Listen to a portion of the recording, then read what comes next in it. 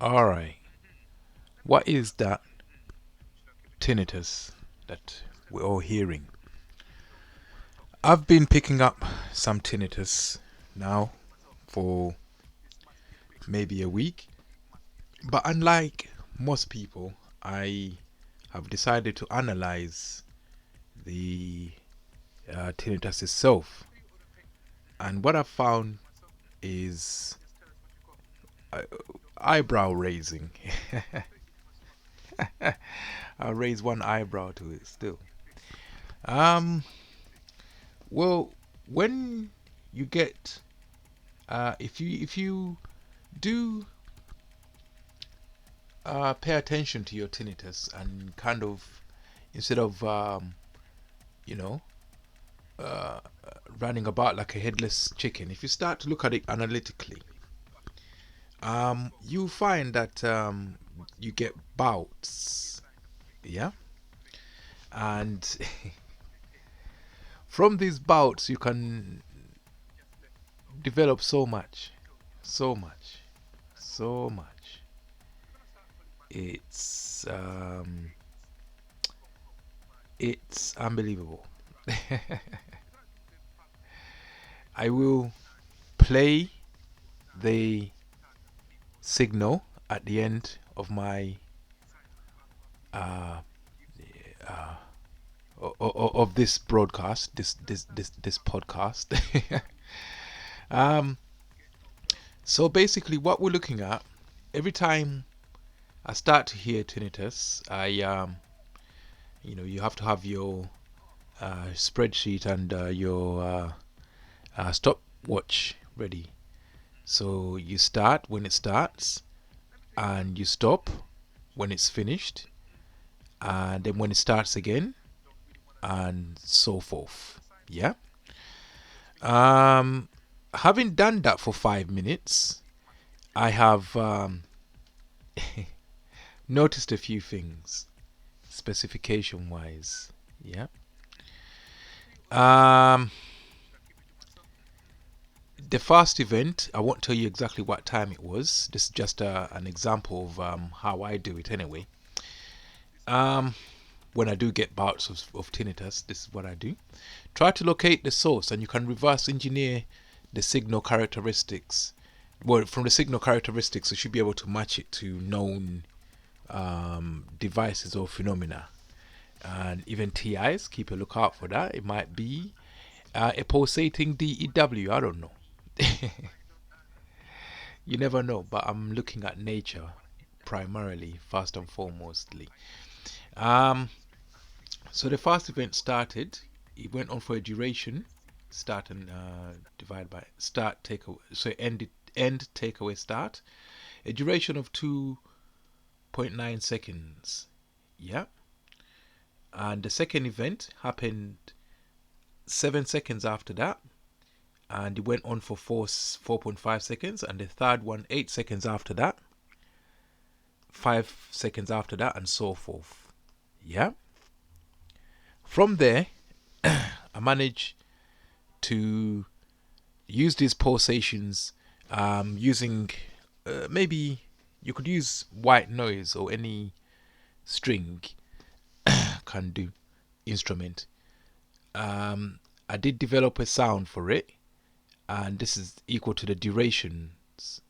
Like I told you here, 2, 4.5, 4.7, and so forth. And then we get to ones 13 and 14, which will be these ones.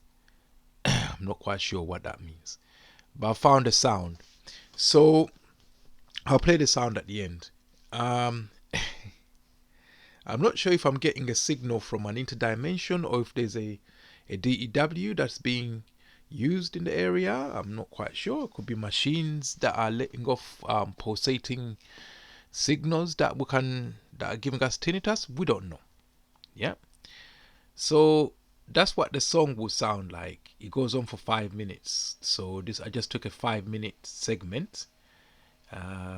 Goes up to 5 minutes right there. If you look at the bottom, uh, and that just kind of shows what kind of tinnitus I was getting. Um, And then I went online to try and look around just to see the kind of things that I can be picking up with my what the tinnitus could be indicative of. Then I started investigating pulsars. I'm not really an astronomer or an astrologist or astrophysicist. I'm just a layman, yeah, with respect to that. The pulses emitted by pulsars are very short, lasting only a few microseconds. The interval between pulses, or the period, varies from a few milliseconds to several seconds, with most pulsars having periods or between zero point 0.3 and 3 seconds.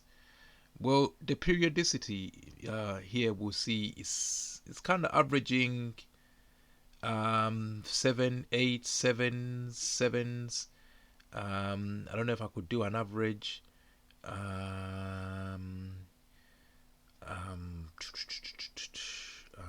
quite sure what the function for average is.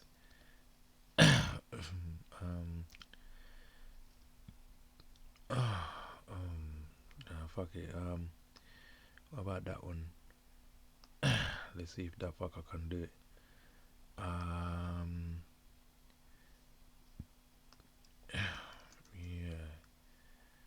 Yeah. Averaging 12 seconds. Yeah. Should have done the standard deviation. But there was two high ones that kind of there's one that lasted a minute that drove it up. Yeah. So this is averaging 13 seconds. Averaging 13 seconds between pulses. Yeah. And the average duration for it is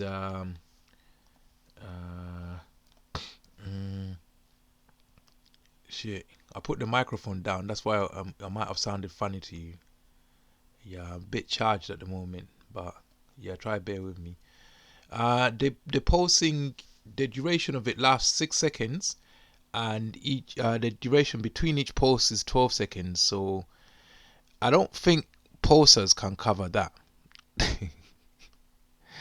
So then I started looking at stellar propulsion, stellar pulsation, which is stars pulsating. Then you look at all the different types of stellar pulsation. You look at Cepheid variables. These stars pulsate with periods ranging from a few days, months. Well, can't be that one. What is it called? Lyrae stars. These stars have shorter pulsating periods, few hours, days. No. Scuti stars. These stars exhibit a range of pulsation frequencies with periods from minutes to hours and sometimes even seconds. Yeah, so I'm not quite sure what kind of Scuti stars they sound like cooties to me.